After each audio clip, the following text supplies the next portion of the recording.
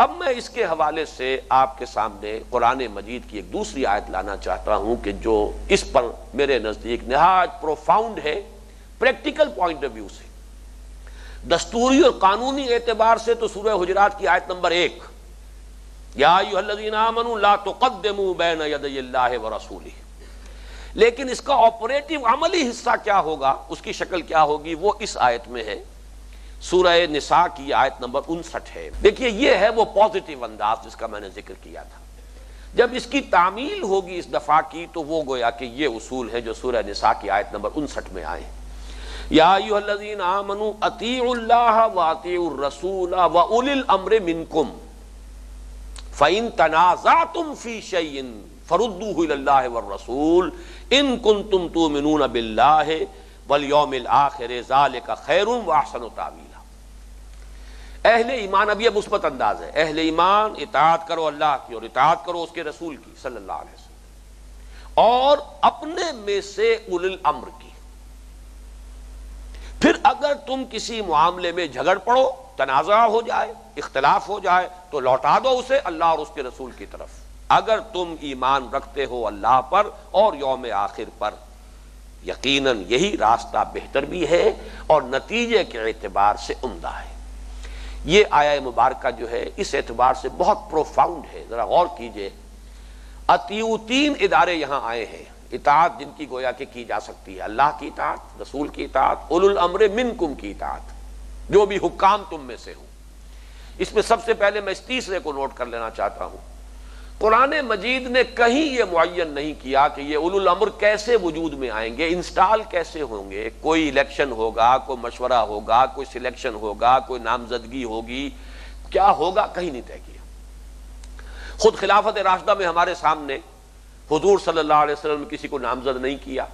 مسلمانوں نے باہمی مشورے سے حضرت ابو بکر کو خلیفہ بنا لیا، حضرت ابو بکر نے حضرت عمر کو رضی اللہ تعالیٰ عنہ خلیفہ نامزد کر دیا، مشورے سے کیا، لیکن نامزدگی ہو گئی۔ حضرت عمر نے کچھ فیصلہ نہیں کر پائے کہ کس کو وہ نامزد کرے، تو 6 افراد کا ایک بورڈ بنا دیا، بلکہ شاید 8 افراد کا یا 6 کا، بہرحال ایگزیکٹ سینس مجھے اس وقت یاد نہیں ہے، 6 7 8 افراد کا، کہ وہ طے کریں گے اپنے میں سے کسی کو وہ معین کر لیں۔ پھر حضرت علی کا جو ہوا ہے معاملہ، وہ چونکہ فتنے کا وقت تھا، کیوس تھا، اور اس وقت حضرت عثمان رضی اللہ تعالیٰ عنہ کی جو شہادت کا حادثہ فاجعہ ہوا تھا، اس کی وجہ سے بڑے اب نارمل حالات تھے، لیکن بہرحال ایک اعتبار سے مشابہ ہو گیا ہے حضرت صدیق اکبر رضی اللہ تعالیٰ عنہ کی جو خلافت تھی، اسی کے گویا کہ مشابہ حضرت علی کی بھی ہے کہ وہ بھی بہرحال مسلمانوں کے مشورے سے ہوئی ہے، کسی نامزدگی سے نہیں ہوئی۔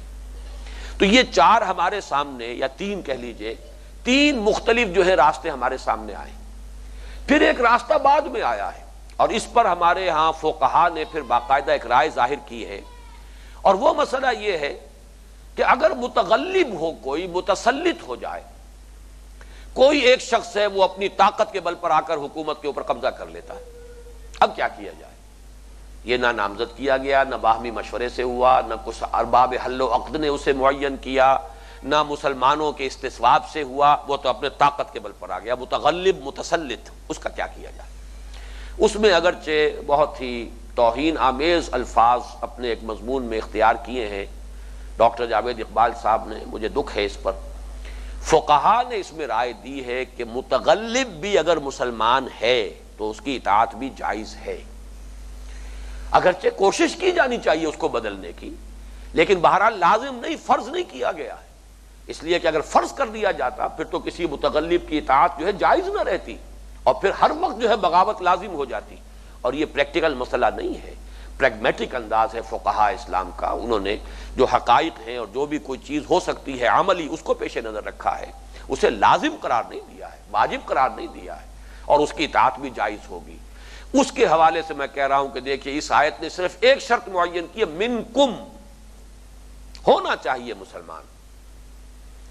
منکم سے باہر نکل گیا تو پھر گویا کہ وہ اس فہرست سے خارج ہو گیا، اس کے بعد تو پھر مسئلہ دوسرا ہے، آپ مجبور ہیں، کوئی غیر مسلم حکمران آ گیا ہے، غیر مسلم کوئی قوم آ گئی ہے، اس نے آپ کو غلام بنایا، وہ بات دوسری ہوگی، لیکن اس آیت کے دائرے سے اب مسئلہ خارج ہو گیا، اس آیت کے دائرے میں رہے گا منکم، اولی الامر منکم، جبکہ وہ صاحب امر تم میں سے ہو تو اطاعت کرو اللہ کی اور اس کے رسول کی، اور اپنے میں سے صاحب امر کی۔ یہ جو میں نے اتنی مفصل بحث کی ہے وہ اس لیے کی ہے تاکہ یہ بات بھی سامنے رہے کہ حکومت کیسے بنے، اولو الامر کیسے وجود میں آئیں، اس کا تعلق ہے سوشل ایوولوشن کے پروسیس سے۔ یہ ابھی پروسیس جاری تھا، حضور صلی اللہ علیہ وسلم کے بعد بھی یہ ارتقاء جو ہے تمدنی ارتقاء کا عمل جاری رہا ہے، لہذا یہاں کوئی شکل معین نہیں کی گئی۔ بالکل وہ مثال جو میں نے بعض مواقع پر پہلے بھی دی ہے کہ میں نے سنا یہ ہے کہ چین میں ایک روایت تھی، یہ چینیوں کے ہاں عورت کا جو نسوانی حسن ہے اس کا ایک حصہ یہ بھی سمجھا جاتا ہے ضروری کہ پاؤں چھوٹے ہوں، تو بچپن میں ہی لوہے کے جوتے پہنا دیے جاتے تھے تاکہ پاؤں جو ہے بڑھے نہ، پاؤں چھوٹا رہے۔ اگر اسی طریقے سے اس وقت کوئی اصول معین کر دیا جاتا، کوئی طریقہ کار کہ تم میں سے اولو الامر کیسے وجود میں آئے گا، تو گویا کہ وہ لازم ہو جاتا۔ اور یہ جو ابھی گروتھ ہو رہی تھی نوع انسانی کے فکر میں اور تمدنی ارتقاء میں جو ابھی پیش رفت ہو رہی تھی، ان کو پھر ایکوموڈیٹ کرنا ممکن نہ رہتا، لہذا اس مسئلے کو قرآن نے ٹچ ہی نہیں کیا۔ اولو الامر کیسے وجود میں آئیں گے، صرف ایک بات رکھی ہے، اولو الامر منکم، یہ اولو الامر تم میں سے ہونے چاہیے۔ اب دوسری بات پر آئیے، اطیعوا اللہ و اطیعوا الرسول و اولی الامر منکم۔ نوٹ کرنے کی بات یہ کہ اطیعوا کا فعل امر 2 مرتبہ آیا، تیسری مرتبہ نہیں آیا، حالانکہ دونوں دوسری شکلیں بھی ممکن تھی۔ اطیعوا ایک دفعہ آ جاتا تو جیسے بریکٹ کے باہر کی ہر رقم جو ہے وہ بریکٹ کے اندر کی تمام رقوم سے ضرب کھاتی ہے، اطیعوا اللہ والرسول و اولی الامر منکم، تب یہ تینوں کے اندر اطاعت آ جاتی۔ اور آیا ہے اولی الامر کے ساتھ جب اطاعت کا لفظ نہیں آیا تو گویا کہ وہی اطاعت کا سابقہ امر جو ہے وہ اس پر بھی اپلائی کر رہا ہے، لیکن 2 جگہ پر ریپیٹ کیا گیا، ایک جگہ نہیں، یہ بھی کسی حکمت کی بنیاد پر ہے۔ یہ بھی ہو سکتا تھا یا ایھا الذین آمنوا اطیعوا اللہ واطیعوا الرسول واطیعوا اولی الامر منکم، تیسری مرتبہ بھی اطیعوا ہوا تھا،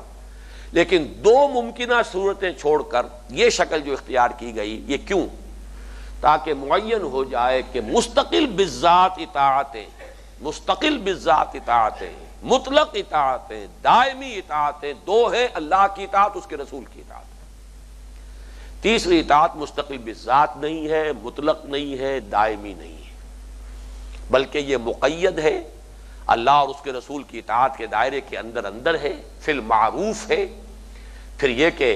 اس کا جو ہے نہ اطلاق ہے نہ دائمی ہے، اولو الامر بدل سکتا ہے، اس کے بعد کے اولو الامر کا کوئی اور حکم آ سکتا ہے، وہ بھی اگر مباح ہے اس کا حکم بھی مانا جائے گا اگر وہ مباح کے درجے سے خارج نہیں ہے۔ لیکن 2 اطاعتیں مطلق ہیں، دائم ہیں، مستقل ہیں، اپنی ذات میں مستقل ہیں۔ اس میں خاص طور پر میں اس لیے تکرار کر رہا ہوں کہ یہاں اہل قرآن یا منکرین سنت کا جو معاملہ ہے، موقف اس کا رد ہو جائے پوری طرح۔ جس طرح اطاعت جو ہے اللہ کی مطلق ہے، دائم ہے، مستقل ہے، اسی طرح اطاعت رسول کی بھی مطلق ہے، دائم ہے، مستقل ہے، اپنی جگہ پر مستقل، دائم اور مطلق اطاعت۔ یہ اطاعت کے لفظ کو دوبارہ لا کر اس میں یہ بات جو ہے اللہ تعالیٰ نے گویا کہ خود بخود واضح کر دی، یا ایھا الذین آمنوا اطیعوا اللہ واطیعوا الرسول واولی الامر منکم۔ اولی الامر میں صرف ایک شرط تم میں سے ہونا چاہیے، نمبر 2 اس کی اطاعت مطلق نہیں ہے۔ اب اس کی وضاحت کی گئی، فَإِن تَنَازَعْتُمْ فِي شَيْءٍ، فرض کیجئے اولو الامر کہتا ہے یہ شے جو ہے جائز ہے، کچھ لوگ کہتے ہیں نہیں ناجائز ہے۔ اولو الامر کہتا ہے یا کہتے ہیں یا جو بھی حکومت ہے وقت کی، چاہے وہ ایک فرد ہے، خلیفہ وقت ہے، چاہے کسی اور نظام کے تحت وہ حکومت چل رہی ہے، کوئی وہ پارلیمانی نظام ہے، وہ بھی مباحات میں ہے، اگرچہ جہاں تک جو نظام ہے خلافت کا وہ یقیناً جو صدارتی نظام ہے وہ اس سے قریب تر ہے، لیکن ان چیزوں کو چھوڑ دیجئے، مباح وہ بھی ہے، پارلیمانی نظام بھی مباح ہے۔ وہ تو شرط ہی صرف ایک ہے جو میں پہلی نشست میں عرض کر چکا ہوں، لا تقدموا بین یدی اللہ ورسولہ، یہ شرط واحد ہے، پوری ہو جائے تو ریاست جو ہے وہ اسلامی ریاست ہو گئی، چاہے وہ پارلیمانی ہو، صدارتی ہو، جو بھی ہو، اس میں کوئی فرق واقع نہیں ہوتا۔ اس اعتبار سے چاہے جمع کا صیغہ ہو چاہے واحد کا فرد ہو، اولو الامر، ہو سکتا ہے اختلاف پیدا ہو جائے، اس کی رائے میں ایک شے جائز ہے اور جبکہ کچھ لوگوں کی رائے یہ ہے کہ ناجائز ہے، یا جو بھی نظام ہے پارلیمنٹ ہے اس کی اکثریت کہہ رہی ہے کہ یہ چیز جائز ہے، ہمیں حق حاصل ہے کہ ہم یہ اجتہاد کریں، قانون بنا دیں، اور کوئی ایک ہی فرض کیجئے کہ وہ شہریوں میں سے ہے مسلمان جو کہتا ہے کہ نہیں ناجائز ہے، تنازع تو ہو گیا، جھگڑا ہو گیا، اختلاف ہو گیا۔ فَإِن تَنَازَعْتُمْ فِي شَيْءٍ فَرُدُّوهُ إِلَى اللَّهِ وَالرَّسُولِ، اگر جھگڑا ہو جائے تمہارے مابین، اختلاف ہو جائے تو لوٹاؤ اسے اللہ اور اس کے رسول کی طرف۔ یعنی دلیل مطلق وہی ہوگی، اللہ کا کوئی فرمان، رسول کا کوئی فرمان، اور کوئی تیسری دلیل مطلق نہیں ہے، مستقل نہیں ہے، دائم نہیں ہے۔ یہاں وہ مسئلہ ہے جس پر گفتگو میں کر چکا ہوں، یہ کون فیصلہ کرے گا آخر؟ یہ بڑا ایک عملی معاملہ ہے۔ اللہ بھی ہمارے سامنے حاضر موجود نہیں ہے، نہ ہم اس سے گفتگو کر سکتے ہیں، نہ ہی رسول اب موجود ہیں۔ جب تک رسول موجود تھے صلی اللہ علیہ وسلم، آخری فیصلہ ان کا ہو جاتا تھا۔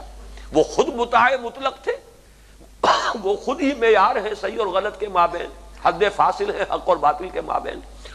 اس لیے وہ تو آخری حکم ان کا تھا، آخری فیصلہ ان کا تھا۔ لیکن اب کیا ہو؟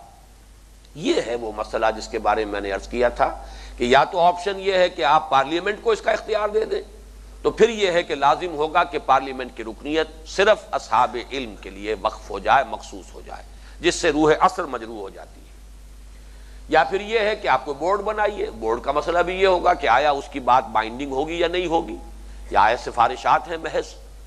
اور تیسری بات پھر یہی ہے عمل، کہ اب یہ عدلیہ کے حوالے کیا جائے۔ دستور کی کسٹوڈین جو ہے وہ جوڈیشری ہوتی ہے، جو سپیریئر کورٹس ہیں وہ طے کریں۔ اگر وہ قرار دے دیں کہ یہ شے کتاب و سنت کے حدود سے متجاوز ہو گئی ہے تو اسے کالعدم قرار دے سکیں۔ یہی ہے جو اسلامی ریاست کا قابل عمل جو اس وقت معاملہ ہے، اس کو میں نے تفصیل سے آپ کے سامنے رکھ دیا۔ اصل آیہ مبارکہ جس پر ہم جس پر مطالعہ کر رہے ہیں، غور کر رہے ہیں، وہ سورہ حجرات کی آیت نمبر 1 ہے، یا ایھا الذین آمنوا لا تقدموا بین یدی اللہ ورسولہ۔